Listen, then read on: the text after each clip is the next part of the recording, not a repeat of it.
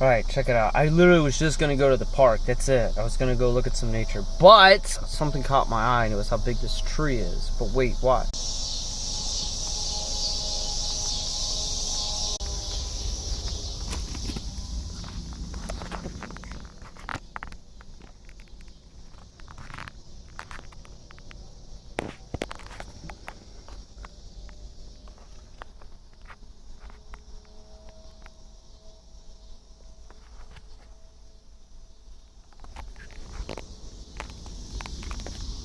Interesting though, no animals were inside there. I think because it's open at the top and the bottom, so you have two different types of creatures that live on different habitats would be in there. So, like squirrels and snakes and birds would be at the top, or squirrels, so they probably don't want to have either one probably think that the other one's going to attack the other one, but who knows.